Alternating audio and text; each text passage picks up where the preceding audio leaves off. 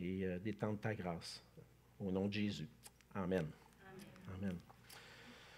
Donc, ce matin, vous avez probablement vu dans le courriel hebdomadaire, le bulletin de la semaine, qu'on allait prendre un temps, prendre une pause du livre des Actes, spécialement ce matin, pour regarder un passage dans les Évangiles. Mais c'était j'avais à cœur d'apporter un message sur un thème, un sujet particulier qui touche les jeunes, mais aussi les moins jeunes. On est au début de septembre, c'est la rentrée des classes, c'est le retour aux études. Et puis, depuis quelque temps, le Seigneur m'a fait grandir dans la façon de voir l'école, les études, qui fait que maintenant, je n'ai plus la même vision du tout que j'avais quand j'étais jeune. Mais j'avais à cœur, dernièrement, de partager un message à nos jeunes pour les encourager, pour les motiver à continuer. Parce que quand l'école recommence, ça ne nous tente pas toujours de retourner à l'école. Mais aussi pour vous encourager, vous aussi, soit en tant que parents, puis en tant que grands-parents, pour motiver vos jeunes à continuer puis à persévérer dans leurs études. Et ce matin, on va prendre un passage ensemble dans Matthieu au chapitre 22. Matthieu 22, et on va lire ensemble les versets 34 à 40 de Matthieu chapitre 22. C'est un passage de l'Évangile où Jésus va rencontrer les pharisiens et dire des paroles très importantes pour nous aujourd'hui. Et donc, on va lire ensemble Matthieu chapitre 22 à partir du verset 34. La parole de Dieu dit ceci: « Les pharisiens, ayant appris qu'il avait réduit au silence les Sadducéens, se rassemblèrent. Et l'un d'eux, docteur de la loi, lui posa cette question pour l'éprouver. « Maître, quel est le plus grand commandement de la loi? » Jésus lui répondit, « Tu aimeras le Seigneur ton Dieu de tout ton cœur, de toute ton âme et de toute ta pensée. C'est le premier et le plus grand commandement. Et voici le second qui lui est semblable. Tu aimeras ton prochain comme toi-même. De ces deux commandements dépendent toute la loi et les prophètes. » On va dire un mot de prière ensemble. Seigneur notre Dieu, merci pour ta parole que tu permets que nous puissions lire et étudier ensemble ce matin. Et c'est cette parole qu'on veut recevoir comme étant la tienne, car tu désires parler à nos cœurs, à chacun d'entre nous et à ton Église. Et Seigneur, permets-nous d'être des auditeurs attentifs ce matin, concentrés sur toi, qu'on puisse avoir vraiment les regards et les cœurs tournés vers toi pour apprendre de toi ce matin. C'est ma prière, Seigneur, que tu puisses utiliser ton serviteur pour communiquer cette parole avec humilité, mais aussi avec autorité, comme toi tu parles, Seigneur, et que nous puissions ensemble grandir à ta gloire. Merci, Seigneur Jésus, d'être au milieu de nous, d'être en nous par ton esprit et de nous guider ensemble. Et c'est en Jésus qu'on te prie. Amen. Amen. Dans la vie, on fait parfois des choses par obligation et même parfois sans vraiment comprendre pourquoi on fait ces choses-là. Vous avez peut-être déjà entendu parler de l'histoire d'une dame qui voulait faire cuire son jambon. Et puis lorsqu'elle faisait cuire son jambon, elle coupait les deux bouts de son jambon. Et puis, elle fait cuire son jambon de cette façon-là. Et un jour, doit enseigner à sa fille comment faire cuire un jambon. Alors, elle enseigne à sa fille, quand tu veux faire cuire le jambon, tu prends le jambon et tu dois couper les deux bouts. Et là, sa fille, peut-être un peu arrivée à un certain âge, à un certain moment donné, lui a demandé, « Oui, mais maman, pourquoi on doit couper les deux bouts du jambon? » « Ah! C'est comme ça que ça se fait. Ma mère m'a montré à cuire mon jambon en coupant les deux bouts. Ma mère a toujours fait ça comme ça, puis je fais comme ma mère m'a montré, je coupe les deux bouts du jambon, puis je coupe les deux bouts du jambon pour le faire cuire. » Et là, la jeune fille a dit, « Ouais, mais il doit y avoir une raison pour ça. » Elle était peut-être un peu plus futée que sa mère, je ne sais pas. « Ben, garde, appelle ta grand-mère, puis demande, dis donc. » Alors, elle appelle sa grand-mère, « Hey, grand-maman, maman me montre à faire cuire mon jambon, et à toutes les fois que je dois faire cuire le jambon, elle me dit de couper les deux bouts. C'est de même que tu lui as montré. Peux-tu m'expliquer pourquoi? » Ben, elle dit, « C'est simple. Sinon, le jambon ne rentrait pas dans le plat. Et toute sa vie, cette dame-là a coupé les 2 bouts de jambon. Elle a appris en tant qu'enfant à couper les 2 bouts de jambon. On ne lui a jamais expliqué pourquoi. Et ça nous arrive souvent dans la vie d'avoir des choses à faire. On nous a enseigné des choses à faire, qu'on doit agir de telle ou telle façon, qu'il y a des choses importantes dans la vie, mais qu'on ne nous a pas nécessairement dit pourquoi c'est important. Et puis, on peut se demander à un certain moment, pourquoi? On nous a dit quand on était jeune, puis c'est ce qu'on me disait aussi, quand j'étais enfant, va à l'école, c'est important, il faut que tu étudies. Mais là, plus on avance dans la vie, là, les jeunes arrivent à l'adolescence, puis les jeunes me disent, ça sert à quoi d'aller à l'école? Je me suis posé la question, moi aussi, quand j'étais jeune. À quoi ça sert? Ça ne me tente pas d'y aller. J'entends ça chez nous. J'haïs l'école! Et là, la réponse, c'est important, il faut que tu y ailles. Ça ne suffit plus. Il faut donner les vraies raisons pourquoi on a besoin d'aller à l'école. Et si je vous posais la question ce matin, pourquoi c'est important d'aller à l'école, d'étudier? Je suis certain que j'aurais plein de réponses différentes. La première, c'est important d'étudier. Si tu veux avoir ton diplôme. Ah, OK, on étudie pour avoir un diplôme. Ou c'est important d'étudier si tu veux avoir un métier, une profession dans la vie. Ah, OK, ouais. Si tu veux faire vivre ta famille plus tard, si tu veux te marier, avoir des enfants, ça te prend une bonne job. Il faut que tu étudies. Et je suis certain que toutes c'est des bonnes réponses, pas totalement mauvaises. Puis c'est des bonnes réponses qui peuvent nous motiver. Mais j'aimerais ce matin vous suggérer une réponse qui dépasse largement toutes ces réponses-là. Et en tant que disciples de Jésus-Christ, cette raison-là devrait nous motiver, même quand ça ne nous tente pas, d'aller à l'école, d'étudier, de persévérer. Et la réponse à cette question-là, pourquoi je devrais aller à l'école, n'est pas compliquée. La réponse se trouve dans le passage qu'on vient de lire. Pendant le ministère de Jésus sur la terre, Jésus lui-même est allé à l'école. C'est une petite parenthèse, ce n'était pas dans mon message. Mais Jésus a grandi en stature, en sagesse, en stature et en grâce devant Dieu et devant les hommes. Jésus a grandi en sagesse parce que lui aussi est allé à l'école. Il a grandi dans la sagesse. Il a appris les choses. Mais c'est arrivé à un certain moment donné que Jésus, pendant son ministère, Jésus a été confronté à une question. Le ministère de Jésus sur la terre était de venir révéler le Père, de venir révéler qui est Dieu, et aussi de révéler l'amour de Dieu à travers la mission qu'il est venu accomplir, à travers le salut qu'il est venu accomplir. Et au travers des paroles de Jésus dans les évangiles, on apprend le plan de Dieu pour nous. Et lorsque les pharisiens, qui sont des docteurs, des professeurs d'université, les experts de la loi, il y avait des grandes questions qui discutaient entre eux. On étudie la loi. Il y a tellement de commandements, mais lequel est le plus important de tous ces commandements-là? Ça faisait partie de leur discussion. Et là, pour savoir si Jésus était vraiment un bon enseignant, ils vont aller le mettre à l'épreuve pour lui poser la question. Et dans cette question importante, quel est le plus grand commandement de la loi? Et dans sa réponse, Jésus ne va pas seulement donner un, mais 2 grands commandements de ce qui concerne ce que Dieu attend de nous. Et qu'on soit enfant, adolescent, adulte, plus âgé même, la réponse que Jésus donne à cette question, c'est aussi une raison pour nous motiver à être de perpétuels étudiants. Ce matin, à travers du passage, on va voir ensemble que puisque le Seigneur nous demande par-dessus tout de l'aimer de tout notre cœur et d'aimer notre prochain comme nous-mêmes, nous devons apprendre à aimer étudier dans le but d'aimer. Apprendre à aimer étudier dans le but d'aimer. L'amour pour Dieu et l'amour du prochain est le plan de Dieu pour nous. C'est le plus grand et le second qui lui est semblable commandement que Dieu nous donne. Et tout ce que l'on fait dans la vie doit servir à glorifier Dieu et à lui être obéissant.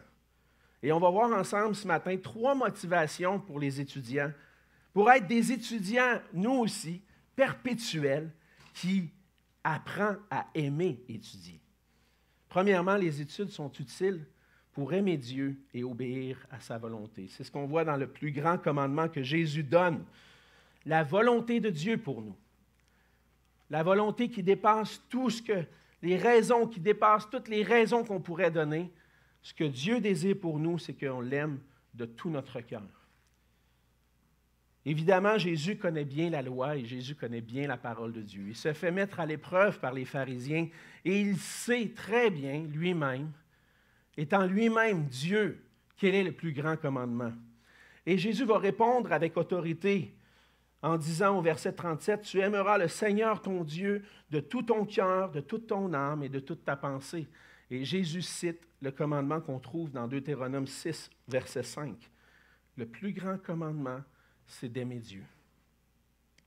Mais si je veux aimer Dieu, je dois l'aimer comme lui me demande de l'aimer. De quelle façon c'est ça exactement? Et là, Jésus va le spécifier, c'est spécifié dans Deutéronome 6 aussi. Il dit, tu ne vas pas aimer Dieu juste d'une façon superficielle, mais tu vas l'aimer de tout ton cœur, toute ton âme, toute ta pensée. Et en prenant ces éléments-là, et vous savez aussi que dans d'autres passages, on va mentionner aussi de toute ta force. Dans le fond, ce que ce commandement-là résume, c'est que ton être entier, toutes tes capacités doivent être dédiées à aimer Dieu. Ça veut dire que mon intelligence va servir à glorifier Dieu. Ça veut dire que tous mes sentiments, mes émotions doivent être tournés vers Dieu pour que je puisse réellement l'aimer, pour qu'en retour, mes actions, toutes mes forces, mes énergies sont tournées vers la gloire de Dieu. En fait, tout ce que je fais doit servir à aimer Dieu. Et malheureusement, c'est une chose impossible d'aimer Dieu de cette façon-là. C'est impossible pour l'être humain d'aimer Dieu de tout son cœur, de toute son âme et de toute sa pensée. Et si on est honnête avec nous-mêmes, on ne peut pas dire que cet amour-là pour Dieu est naturel chez nous. Ce n'est pas quelque chose que, je me lève le matin, puis c'est sûr, aujourd'hui, j'aime Dieu. Ce n'est pas nécessairement naturel en nous. Ce n'est pas naturel en nous même d'aimer Dieu comme lui nous le demande. Au contraire, quand on regarde les gens autour de nous ou qu'on regarde nos propres cœurs, on voit qu'on est souvent plutôt tourné vers nous-mêmes, vers l'amour de soi, plutôt que l'amour de Dieu et de Jésus-Christ. Les effets du péché nous rendent égoïstes.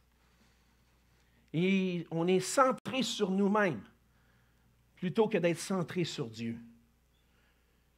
Mais par la grâce de Dieu, Dieu a manifesté sa grâce envers nous pour renverser cette tendance naturelle d'être centré sur nous-mêmes.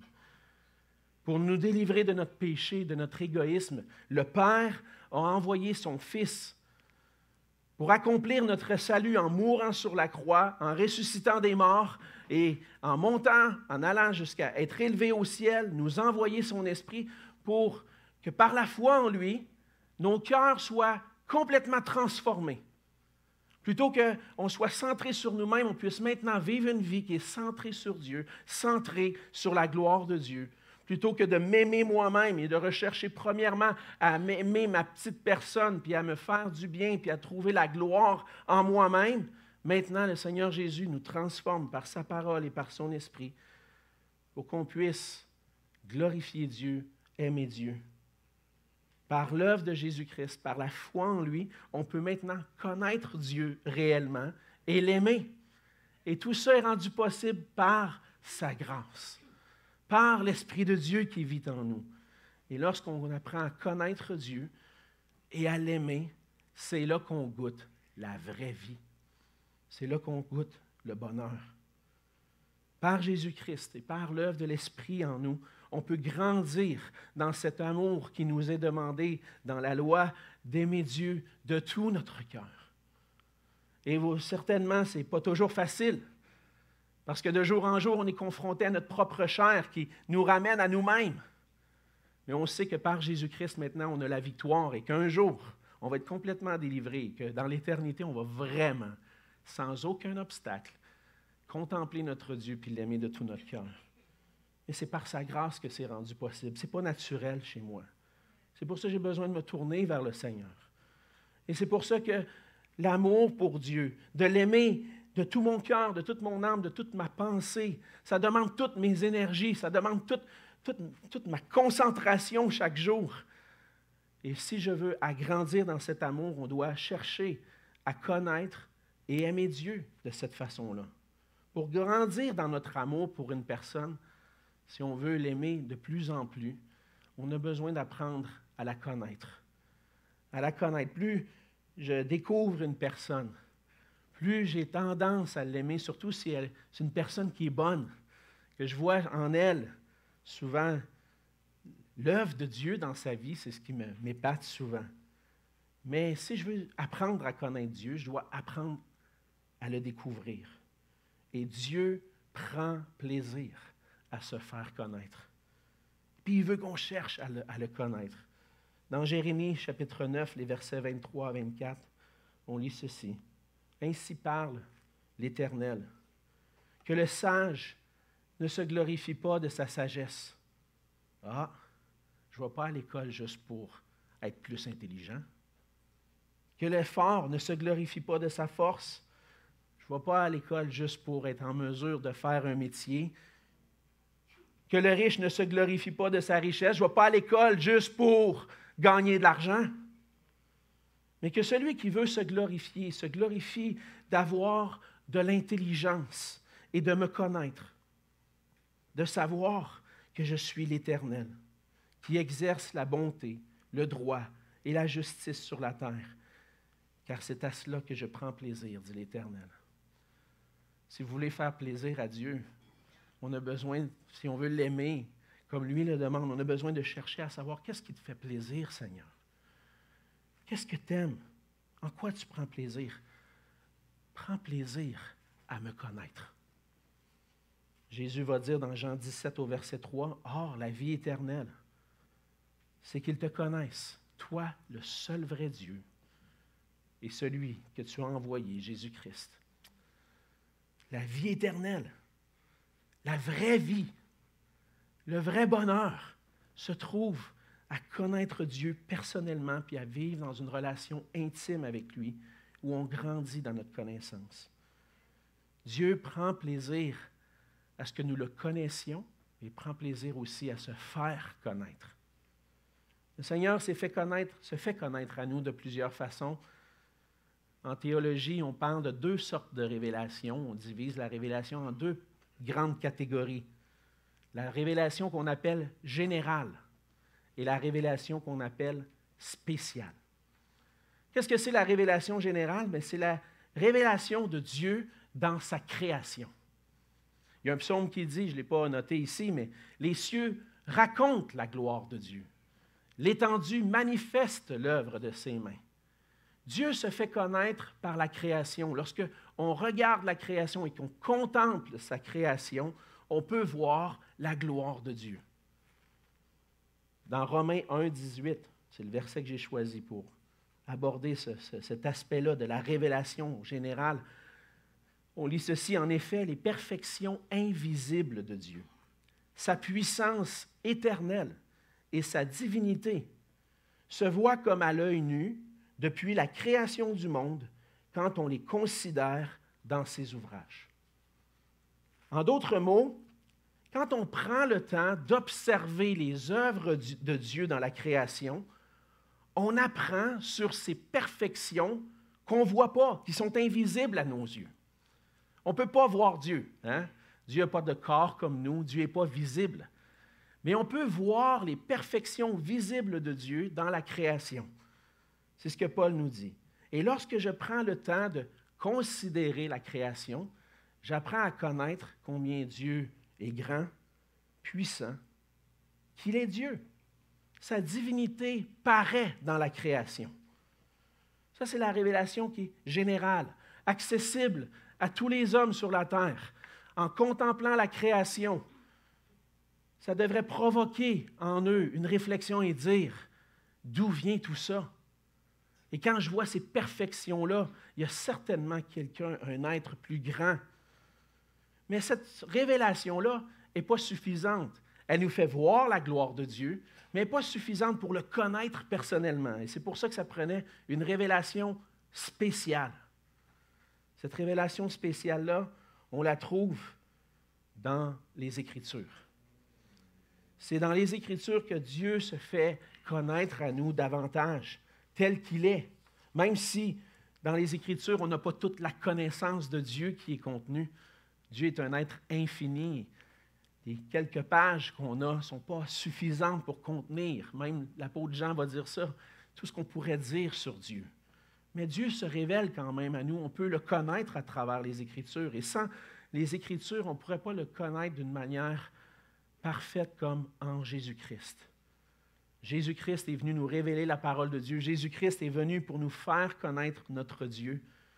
Et par sa parole, on apprend à connaître Dieu, Jésus-Christ, et comment on peut être son disciple. Lorsqu'on connaît Dieu de plus en plus, lorsqu'on découvre davantage sa grandeur, sa bonté, sa grâce envers nous, le Saint-Esprit agit en nous pour faire grandir notre amour pour lui. Plus je contemple, plus je découvre, plus je comprends les œuvres de Dieu dans la création, plus je suis ébloui. Et dire, wow, mon Dieu est glorieux. Plus je lis les Écritures, puis que je travaille à comprendre l'œuvre de la grâce en Jésus-Christ, plus je suis porté à glorifier mon Dieu, à l'adorer, à l'aimer, à l'honorer par ma vie. Le Seigneur veut qu'on l'aime de tout notre cœur, de toute notre âme, de toute notre pensée. Et lorsque on applique notre intelligence à le connaître, ça contribue à faire grandir notre amour pour lui. Quand je vais à l'école, je travaille à développer mes capacités cognitives et intellectuelles, pas juste pour avoir un diplôme ou passer mon examen, pas juste pour avoir une job plus tard, pas juste pour pouvoir faire vivre ma famille, mais ultimement, je développe ces capacités-là pour connaître Dieu. Un des éléments, je vais vous faire voir plus précisément. Quand tu étudies les sciences de la nature, peut-être ton cours de sciences, peut-être tu te dis, Puis c'est vrai que des fois, ce n'est pas toujours la vérité qu'on enseigne dans les cours de sciences. Mais dans les cours de sciences, il y a quand même des éléments où on nous enseigne ce qui a été observé dans la création. Il y était un temps où mon garçon Liam étudiait le fonctionnement d'une cellule.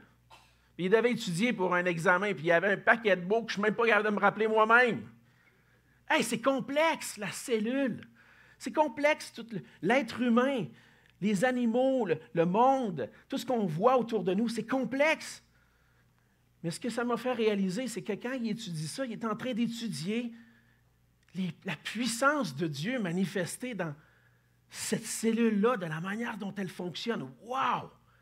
C'est intelligent comment c'est fait. Et puis, ce que ça devrait me dire, c'est, Seigneur, je ne comprends peut-être pas tout. C'est plus grand que moi, tout ça. Mais je crois que c'est toi qui l'as créé. Puis tu es un Dieu qui est grand. Je ne peux même pas saisir cette grandeur-là juste en étudiant le monde autour de moi.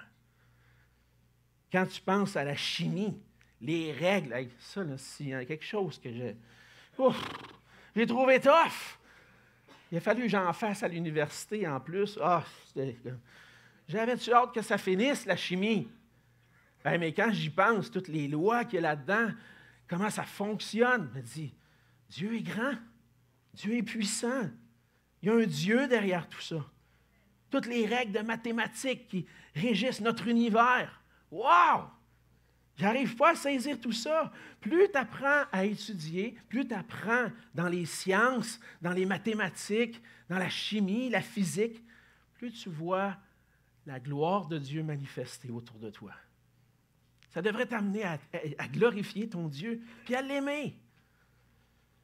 Quand tu étudies le français, puis les autres langues, peut-être que tu as appris une autre langue maternelle, peut-être que tu as appris l'anglais quand tu étais à l'école, l'espagnol ou le créole. Vous avez appris votre langue maternelle. Quand tu apprends ta langue maternelle, et que c'était tough. Je vous le dis, je n'étais pas un studieux, là. Le français. Il y a tellement de règles, d'exceptions. Ça c'est l'exception parce que si, parce que... Là, après ça, tous les mots. J'avais de la misère.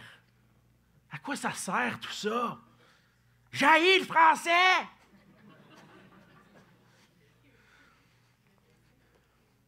Aujourd'hui, je comprends mieux.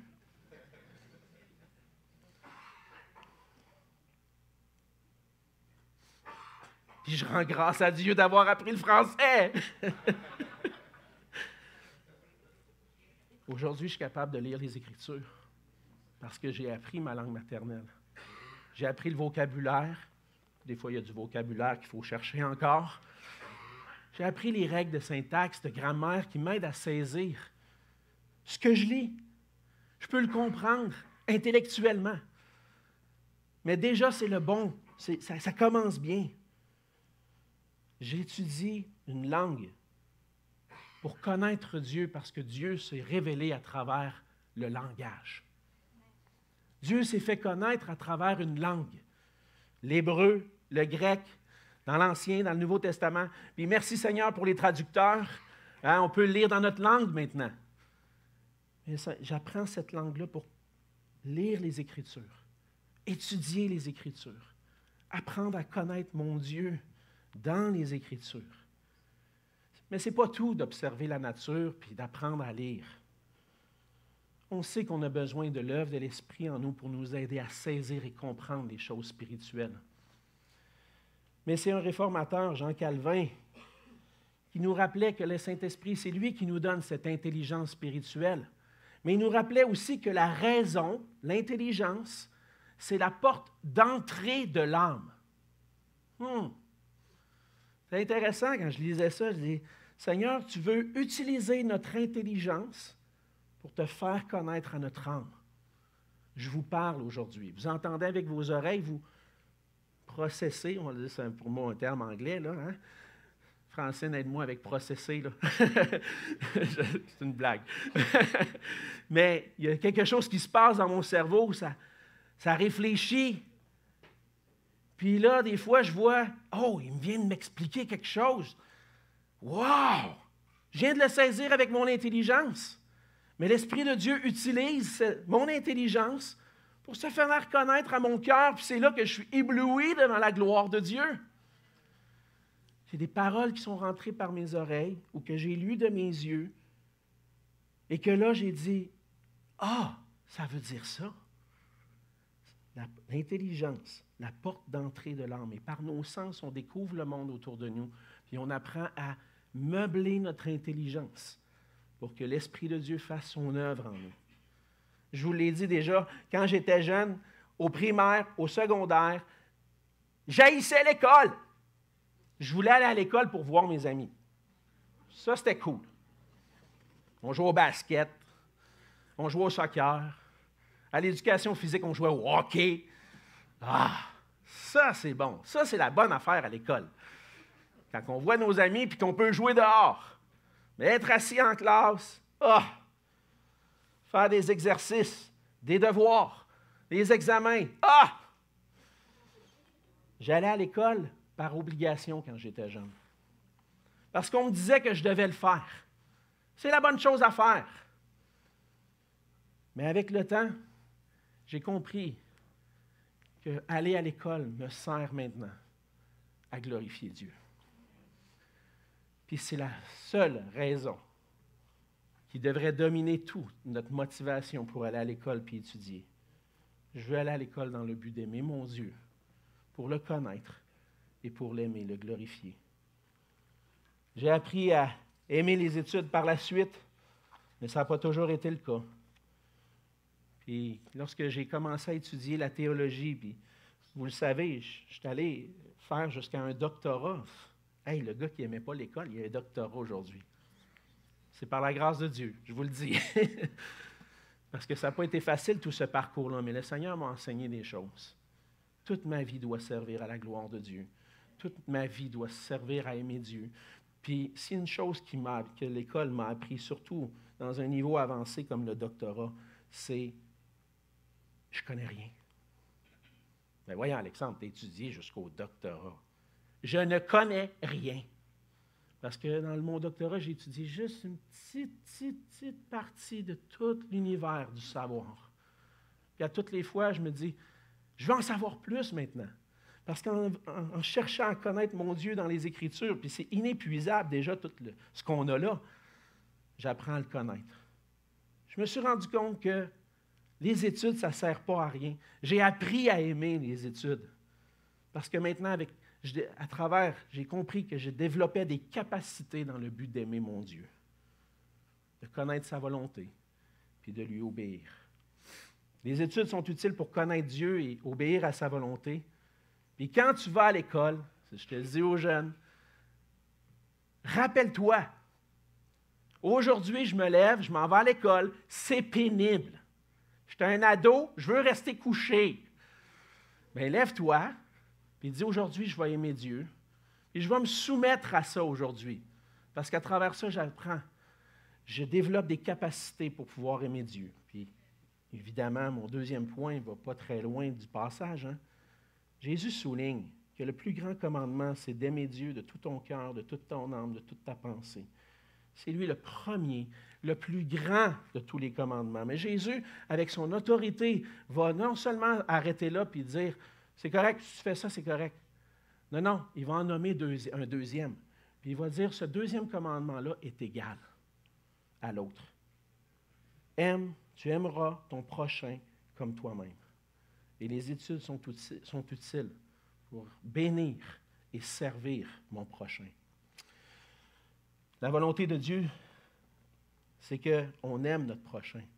Et lorsque le Seigneur donne ce grand commandement-là, ce deuxième grand commandement, il est en train de souligner en fait que l'amour de Dieu et l'amour du prochain, on ne peut pas les séparer.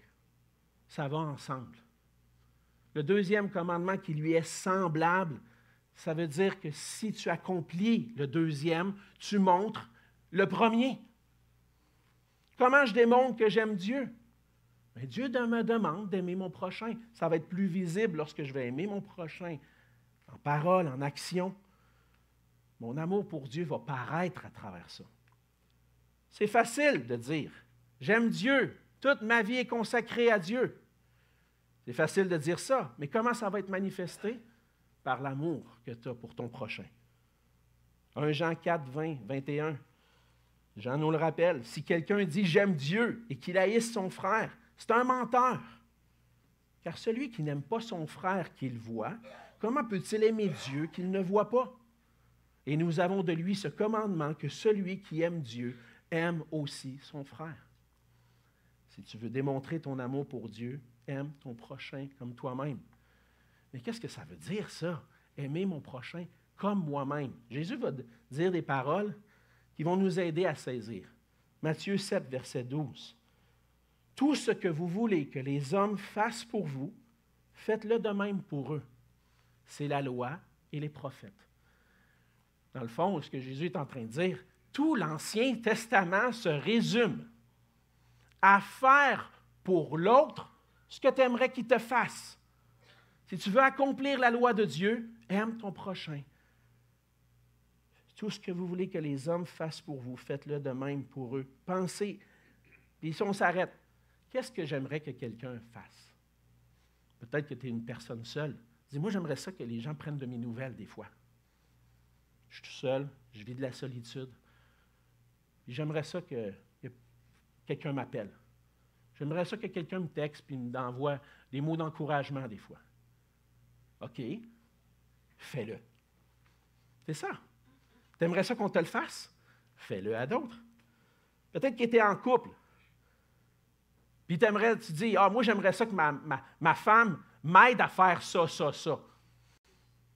J'aimerais ça quand j'arrive le soir que ça, elle puisse faire ça pour moi. Ah ouais? Tu as-tu demandé ce qu'elle, elle aimerait que tu fasses pour elle? Oh, amen, hein?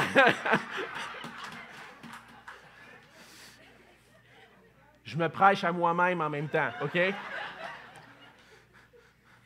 Parce que ma femme pourrait dire, quand est-ce que tu me l'as demandé, cette question-là, la dernière fois?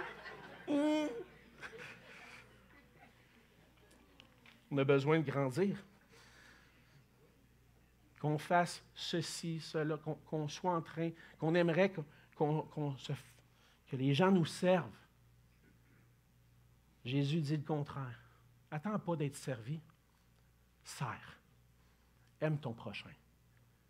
Ça me rappelle ce que Jésus a dit. Le Fils de l'homme est venu non pour être servi, mais pour servir et donner sa vie comme la rançon de plusieurs. C'est ce qu'on a besoin d'apprendre. Si on cherche la bénédiction pour nous-mêmes, on est égoïste, on ne cherche pas la bonne chose. On doit premièrement chercher à bénir les autres autour de nous, les servir. Et on aime notre prochain lorsqu'on cherche à bénir, à faire du bien, à les servir selon nos capacités. Et le Seigneur nous donne toutes sortes de capacités physiques, intellectuelles. Mais les capacités que le Seigneur me donne doivent servir à bénir les gens autour de moi. Et on glorifie Dieu lorsqu'on démontre l'amour pour les autres et lorsqu'on fait du bien à ceux qui nous entourent. Pour pouvoir aimer et servir, on a besoin d'être en relation avec les autres. On a besoin de connaître leurs besoins. On a besoin d'aller en profondeur dans leur vie des fois pour dire « As-tu quelque chose que je pourrais t'aider? » Dans l'Église, ça peut se faire avec l'entraide. C'est en s'intéressant aux besoins des gens qu'on va pouvoir démontrer notre amour pour eux en les servant. Et pour ça, encore une fois, on a besoin de l'œuvre de l'Esprit de Dieu en nous pour nous centrer non sur nous-mêmes, mais sur les autres. On a une vie, on a tous une vie, on doit s'occuper de nous-mêmes. On a une famille, on doit s'occuper des gens de notre famille. Mais est-ce que ça ne se limite pas? Ça ne se limite pas à ça. Dans mon travail, lorsque je vais travailler, je ne vais pas travailler juste pour faire de l'argent. Je vais travailler pour bénir et servir. Ah ouais. Ben oui, tu travailles pour un employeur, peut-être qui offre des services qui vont bénir des gens, qui vont faire du bien aux gens. Ben toi, quand tu travailles pour lui, tu travailles avec lui pour faire du bien, pour servir, pour faire des produits peut-être qui vont aider la vie des gens.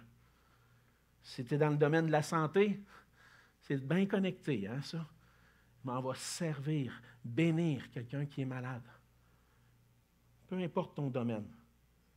On a été créés pour travailler, mais pour bénir les gens autour de nous.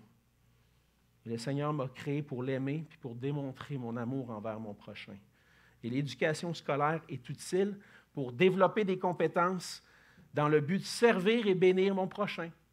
Je ne sais pas dans quel domaine tu veux t'en aller ou dans quel domaine tu travailles, mais c'est bon de s'arrêter et de dire comment mon travail ou mon futur travail contribue à bénir des gens.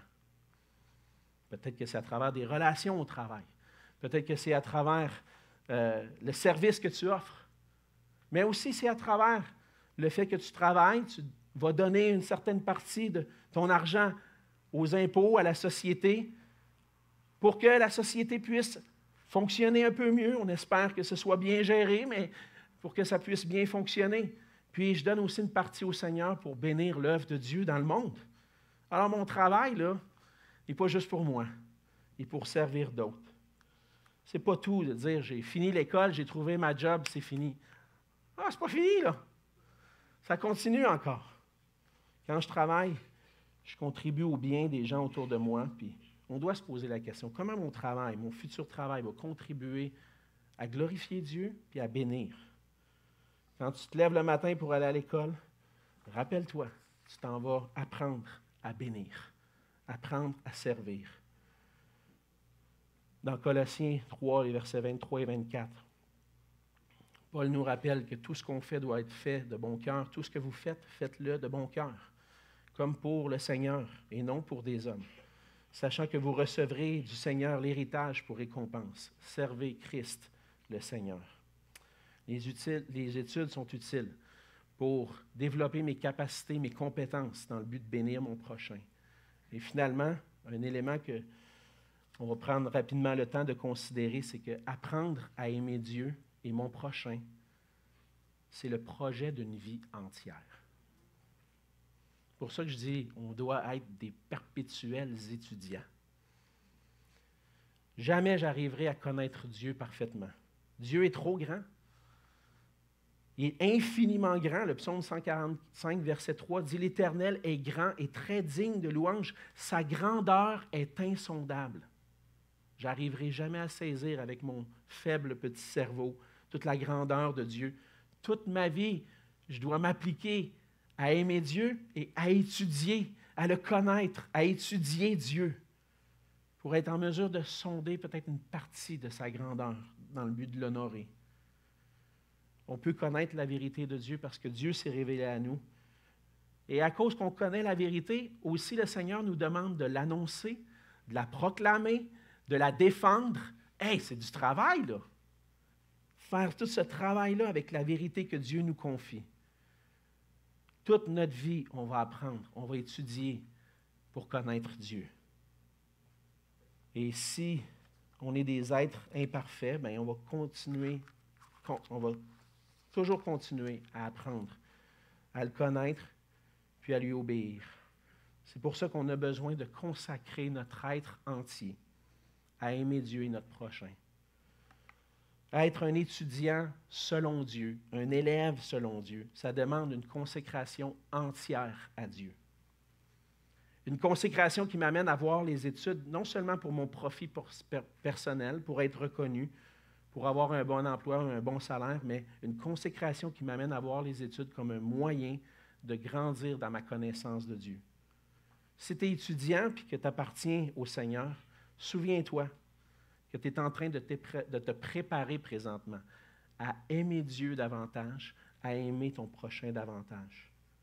Si tu es un adulte et tu as déjà une carrière qui avance bien, qui est même peut-être terminée, n'oublie pas que tu dois aussi être un étudiant perpétuel dans le but de mieux connaître ton Dieu, mieux le servir. Je n'aurai jamais fini d'apprendre. Apprendre à connaître Dieu et vivre pour lui, c'est le projet d'une vie entière. Alors, le commandement du Seigneur, le plus grand commandement, c'est de l'aimer de tout notre cœur, mais aussi également d'aimer notre prochain comme nous-mêmes. Et les études sont utiles pour ça. C'est le travail d'une vie. Alors, mieux vaut apprendre à aimer, étudier, si on veut aimer. Certainement, je suis convaincu. C'est tellement long, c'est tellement de choses à dire. Mais je suis convaincu que je n'ai peut-être pas réussi à tous vous convaincre. À tous vous convaincre d'étudier le français, d'étudier les sciences, de faire tout ça. Je ne vous ai peut-être pas convaincu. Je n'ai peut-être pas répondu à toutes vos questions. À quoi ça sert tout ça? À quoi ça sert pour moi personnellement dans mon domaine? Bien, je veux demeurer disponible pour essayer de répondre à vos questions, puis essayer de vous faire voir comment on peut, à travers ce qu'on fait chaque jour, aimer Dieu de plus en plus. Mais s'il y a une chose que j'aimerais que tu retiennes ce matin, que chacun de vous reteniez, recherche à connaître la vérité concernant Dieu et Jésus-Christ. S'il y a une chose qui est la plus importante, c'est celle-ci. Le sujet d'étude le plus important qui puisse exister. À travers les Écritures, on apprend à connaître Dieu. On apprend à connaître la personne la plus merveilleuse. Tu apprends à connaître le but, la volonté de Dieu pour toi. Tu peux maintenant vivre un bonheur en vivant pour ce but-là de glorifier Dieu. Tu peux apprendre à connaître celui qui t'a aimé jusqu'au point de donner son Fils en rançon pour tes péchés, pour que tu puisses vivre la bénédiction d'une vie en lui. Tu peux trouver à travers la compréhension des vérités de Dieu ton bonheur dans la véritable source de bonheur qui est Dieu lui-même. Je pourrais continuer, comme je disais, encore et encore. Je n'aurai jamais terminé de parler de notre Dieu, combien il est grand et bon. Mais ma prière, c'est que qui que nous soyons, que le Seigneur fasse de chacun de nous des étudiants qui veulent le glorifier en cherchant à le connaître et en aimant les gens autour de nous. Prions. Seigneur notre Dieu, merci pour ta parole. Merci parce que, Seigneur, tes demandes sont élevées, sont grandes, et à travers ta parole, tu nous montres aussi qui nous sommes. Nous sommes faibles, Seigneur, et nous ne pourrons jamais saisir ta grandeur, ta personne, ton œuvre parfaitement. Nous avons hâte d'être dans ta présence pour qu'on puisse te voir comme tu es. Mais en attendant, Seigneur, aide-nous à utiliser toutes nos capacités pour développer un amour pour toi. Pour te contempler, Seigneur, contempler ta gloire, ta puissance, ta divinité dans la création, pour contempler tes merveilles et ta grâce en Jésus-Christ au travers de ta parole. Fais-nous grandir en toi, Seigneur. Aide-nous à voir l'étude de ta parole comme un trésor inépuisable. Fais-nous voir qui tu es, pour qu'on puisse te contempler, t'honorer, t'aimer comme tu es digne, Seigneur. Fais ton œuvre en nous pour que nous puissions utiliser nos capacités pour ta gloire. Fais ton œuvre en nous par ton esprit pour que chacune de nos vies puisse servir à t'honorer. Et c'est en Jésus que je te prie. Amen.